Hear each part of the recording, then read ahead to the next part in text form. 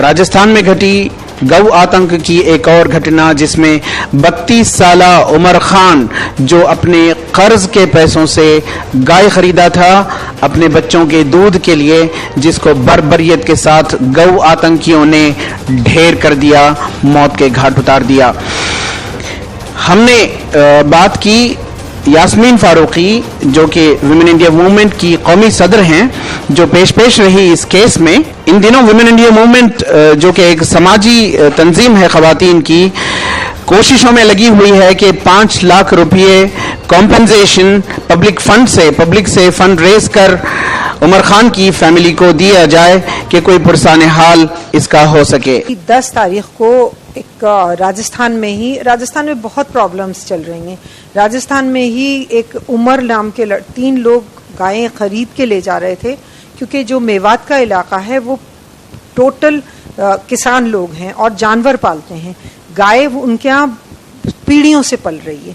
अब एक ऐसा ये जो गौरक्षक वाला मूवमेंट चला है, न देखते हैं न भालते हैं। वो दुधारू गायें थी, उनके साथ बछड़े भी थे और उसमें से गोली चली है। गोली में उमर तो मारा गया है और इतनी सफाकी से मारा है, मुझे बड़ा अफसोस से कह रही हूँ कि उसकी गर्दन काट के अलग करके मारने के बाद, गोली चलाने के बाद उसको रेलवे ट्रैक पे फेंक दिया।